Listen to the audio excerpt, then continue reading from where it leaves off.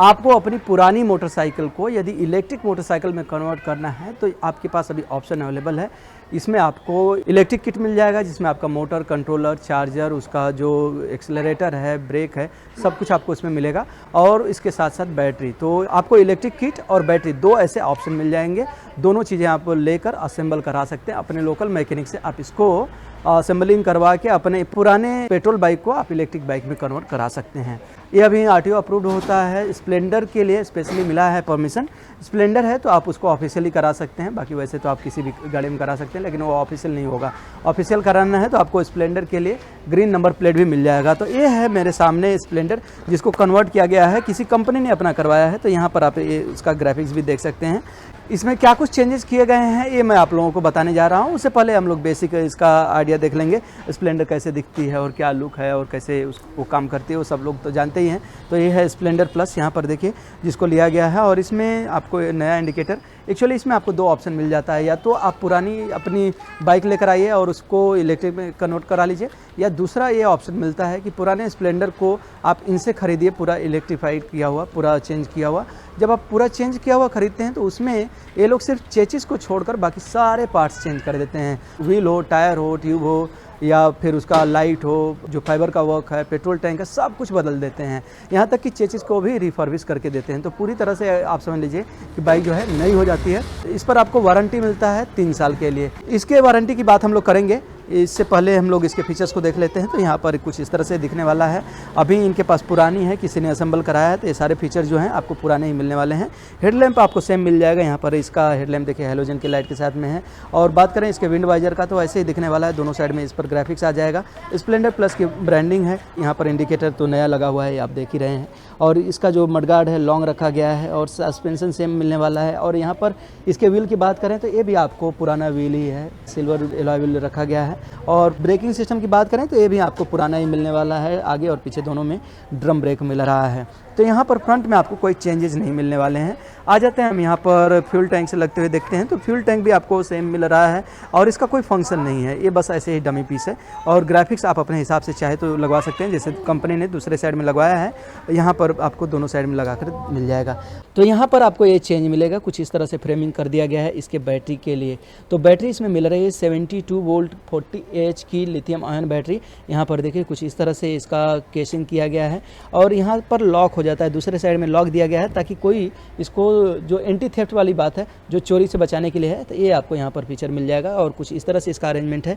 खुला होने की वजह से क्या होता है, आप लोगों ने बहुत सारे केसेस देखे होंगे कि बैटरी ब्लास्ट हो रही है, इलेक्ट्रिक व्हीकल, कार हो या बाइक, स्कूटर हो, उसमें आग लग जा रहा है। तो आग लगने का कारण यही होता है कि उसको पैक कर देते हैं और गर्मी बढ़ती है चलाते समय तो ब्लास्ट कर जाता है, आग लग जाती है। तो यहाँ पर आपको फुल ओपन मिल रहा है। तो ओपन होने की वजह से ये जो ब्लास्ट होने के, आग लगने के चांसेस हैं, ये थोड़ा सा कम हो जाने वाले हैं।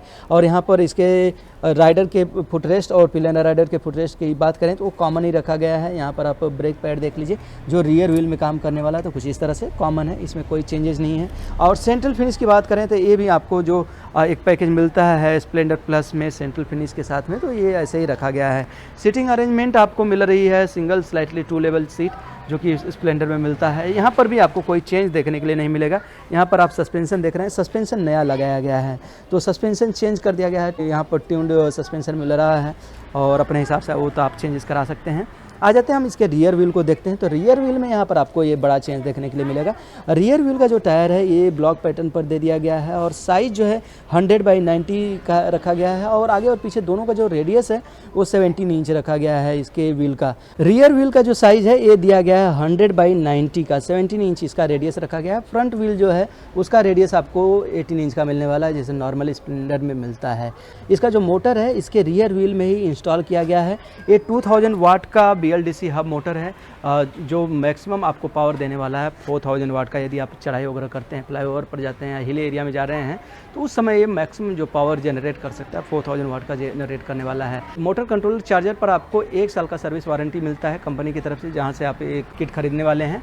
और यदि बात करें हम इसके बैटरी का, तो इस पर आपको 3 साल का वारंटी मिलता है। तो इस तरह से आप देखिए, तो बैटरी इंपॉर्टेंट होता है, बैटरी सबसे एक्सपेंसिव है। उसके प्राइस की भी हम लोग बात कर लेते हैं। तो यहाँ पर ये मोटर आप देख लीजिए, दूसरे साइड से भी कुछ इस तरह से दिखने वाला है और मोटर का इससे जो वायरिंग की गई है कुछ इस तरह से होने वाली है। और आ जाते हैं हम इसके टेल प्रोफाइल पर। तो टेल में भी आपको कोई चेंजेस नहीं मिलने वाला है, इसको सीधे बैटरी से कनेक्ट किया गया है। टेल लाइट वैसे ही ऑन होने वाली है और नंबर प्लेट यहाँ पर ग्रीन नंबर प्लेट आ जाएगा। लेफ्ट प्रोफाइल कुछ इस तरह से बनने वाला है। ये सारा डिटेल है। इसके जो ग्रॉस आइटम है उसमें चेंजेस किया। अभी हम देख लेते हैं इसके कंट्रोलिंग पैनल के बारे में। तो यहाँ पर जो मीटर कंसोल स्प्लिट में दिया गया है कुछ इस तरह से, यहाँ पर आप इसका स्पीडोमीटर देख सकते हैं, ओडोमीटर, और राइट साइड में आपको इन्फॉर्मेशन मिल जाएगा इसके बैटरी के परसेंटेज का और बैटरी के वोल्टेज का, उससे आपको ये इन्फॉर्मेशन मिल जाएगा। और बाकी जो इन्फॉर्मेशन है लेफ्ट राइट का इंडिकेटर और बाकी सब कुछ वो सेम मिलने वाला है। और लेफ्ट साइड में आपको ये 4 कंट्रोल स्विचेस मिल जाते हैं, हेडलैम्प को ऑन ऑफ करने के लिए और अपर एंड डिपर का इस्तेमाल करने के लिए साइड इंडिकेटर का। तो यहाँ पर आपको ये कंट्रोल स्विचेस मिल जाते हैं। और राइट साइड में आपको 3 कंट्रोल स्विच मिल जाता है। यहाँ पर आप इसके स्पीड को 3 लेवल पर कंट्रोल कर सकते हैं, लो, मीडियम और हाई स्पीड। और हाई स्पीड पर चलाते हैं तो जो आपका माइलेज है वो थोड़ा सा कम हो जाएगा, और मीडियम पर चलाएंगे तो मीडियम मिलेगा और लो पर चलाएंगे तो मैक्सिमम माइलेज आपको मिलने वाला है। और यहाँ पर इस बाइक को फॉरवर्ड और रिवर्स दोनों तरह से चला सकते हैं। यहाँ पर ए मोड दिया गया है, इसको आप करते हैं तो फॉरवर्ड जाएगा और राइट साइड में कर लेंगे तो बैकवर्ड जाएगा। और यहाँ पर ये हॉर्न। तो इस तरह से आपको ये सारे कंट्रोल स्विचेस मिल जा रहे हैं। और बात करें हम इसके सिंगल चार्जिंग रेंज का, 100 से 120 किलोमीटर का मिलेगा, डिपेंड ऑन किस स्पीड पर आप चला रहे हैं। और कंपनी क्लेम तो 150 का है, मैं नहीं समझता कि इतना आपको मिलेगा। 100 to 120 आपको प्रैक्टिकली मिल जाएगा इसका माइलेज। और on road price including everything, यदि आप बनी बनाई खरीदने जाते हैं जिसमें सब कुछ आपको नया मिलने वाला है तो 1,52,000 आपको पे करना पड़ेगा प्लस 5% GST। और यदि आप किट्स मंगाते हैं तो 40,000 का इलेक्ट्रिक किट है और 60,000 की बैटरी है, और टोटल पर आपको देना पड़ेगा 18% का GST चार्ज। तो ये आपको टोटल पे करके आप इसको ले सकते हैं। वारंटी ये सब आपने समझ लिया है।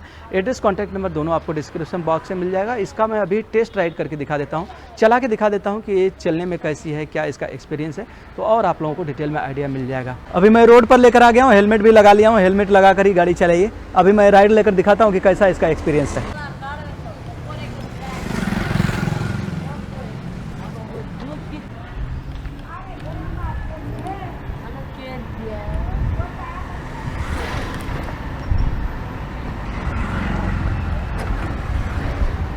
अभी स्पीड मैं ले रहा हूँ, मैं फुल स्पीड में तो नहीं चला पाऊँगा, और ट्रैफिक वाला एरिया है और दोनों साइड से गाड़ियाँ आ जा रही हैं, लोकल रोड है तो रिस्क लेना ठीक नहीं है। अभी दूसरे साइड से बाइक वाला आ गया, तो यही प्रॉब्लम है। मैं स्लो स्पीड में ही चला रहा हूँ, आप लोगों को एक आइडिया मिलेगा। स्मूथ राइड है। अभी पहले इसी बाइक में जॉक आता था जब स्पीड बढ़ाते थे और एक्सेलरेशन बहुत ज़्यादा करना होता था, अभी उस प्रॉब्लम को दूर कर लिया गया है, अभी स्मूथ हो गया है।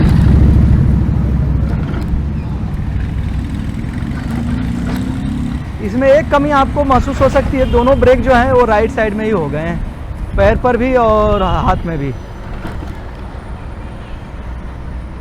तो ये इसका राइड एक्सपीरियंस देखिए। और अभी इसका स्पीड लगभग मैं 30 पर पहुंचा हूँ, 30 की स्पीड है, रोड ब्रेकर आ गया। आप अपनी सुविधा के हिसाब से डिसीजन ले सकते हैं और बजट वगैरह देखकर आप सोच सकते हैं कि आपकी कौन सी लेनी चाहिए और कैसा आपका काम है और ये कितना यूज़फुल होने वाली है, ये सारी चीज़ें।